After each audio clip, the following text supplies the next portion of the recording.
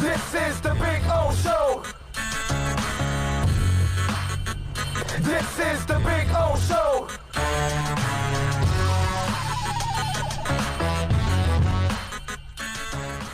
I'm going to be consistent as hell. I'm looking forward to all of this. I'm looking forward to watching him have success.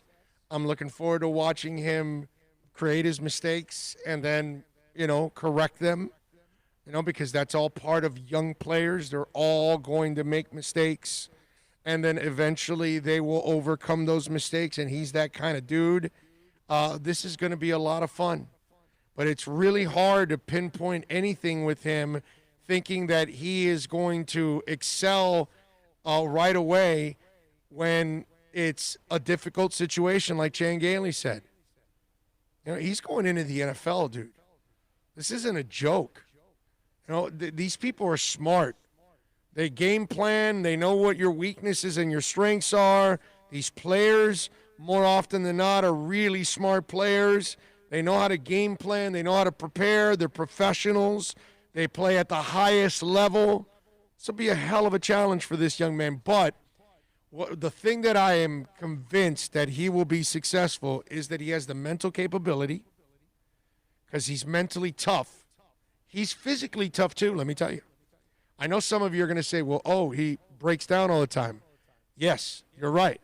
But the fact that he has rehabbed and come back from all of these things, sometimes within a season, shows me that there is a toughness to him and a fearlessness. I don't even know if that's a word, but he is fearless.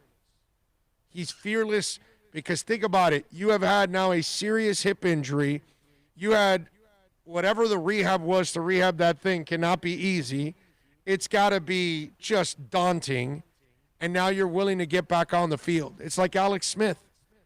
I know Alex Smith shattered his leg, but the amount of balls you got to have that after you have torn up your leg and you got $100 million in the bank, that you really don't need the damn job anymore, and your money's guaranteed if you don't come back because the injury doesn't allow you to come back.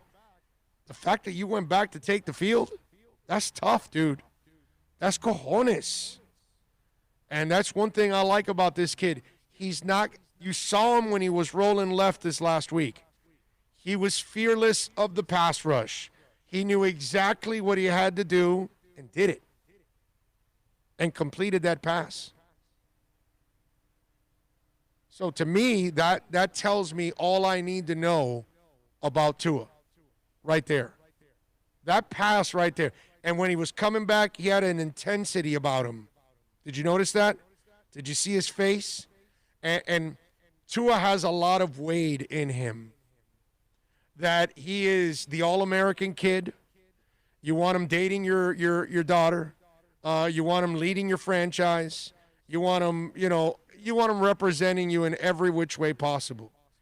And yet he's going to be at the hospital with the kids. He's going to be at the veterans hospital with the vets. He's going to do all the nice things.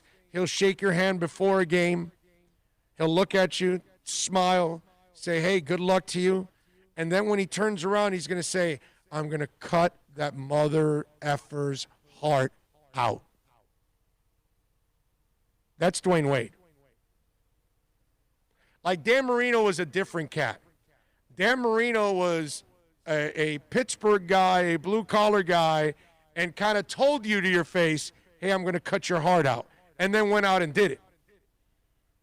Tua and Wade, they're not like that. They don't need to talk any smack to you or any of that. They'll just like, hey, whatever, we're nice. And then if you get nasty with them on the field, they get nasty back. But if not, they're just going to go out and be competitors and be the guys that they are and just cut your heart out. Russell Wilson doesn't talk crap. He doesn't do any of that. Jim McMahon was going to talk crap and then beat you. Brett Favre was going to talk crap and then beat you. That's it. Those guys are cut from a different cloth. Different guys. But these kind of guys, Tua is a lot like Wade. A ton like Wade. You just see it in him. But you got to watch out with those kind of guys. Because they got that smile, but then if you're on the other side, you love him before the game, but then when he beats you, you hate him after the game. I don't know. No, I think you don't hate him. I think you respect him. Oh, well, no doubt. I think you hate Tom Brady. I think you hate Cam Newton. I hate Aaron Rodgers. Man. I think you hate Aaron Rodgers because there's a smugness to his game. You know what I'm saying? I don't think you ever hate Wade. I don't think you ever hate Tua. I don't think you ever hate what they do to you. Yeah, but because they're so damn nice and polite about it, like how do you hate Russell Wilson or Pat Mahomes? You can't root against Russell Wilson. Or Pat Mahomes. Yeah. No. Pat Mahomes is just like Russell. They're super likable, bro. You see that commercial with him and Roger, and he's just like throwing all the ketchup on his steak, and like he'll make fun of himself and all that. Like, how do you not? Like yesterday, the kid runs for 80 yards, and he falls, right? And Pat Mahomes immediately tweets out, "Damn, man, I wouldn't even made it that far." Right. Yes. Great job by Daniel Jones, because I would have fallen way before that. And so he's making fun of himself. It's all that, and that's why you end up liking a guy like Pat Mahomes. He might cut your heart out, but then after that, you're just going to say, well, I can't hate the dude. Like Magic Johnson. There was always just a smile. I get it, if you're a Celtic fan, you probably hated him. But outside of that, it's really hard to hate Magic Johnson. You almost have a hard time hating it, like you can't. Right. You just physically can't. Right, because they just carry themselves the right way. It's just hard. Cal Ripken, he hit a home run against you for when it's all said and done, or Tony Gwynn has the RBI single for the game winner. What are you going to do after the game? Call him a mother effer? That's Tony Gwynn. That's Cal Ripken. That's absolutely impossible. Derek Jeter. Impossible. It's impossible. It's impossible. And Tua's that guy. That's why I know that he's going to be successful here. The only thing I worry about is what you worry about, what most of us worry about, is the injury history.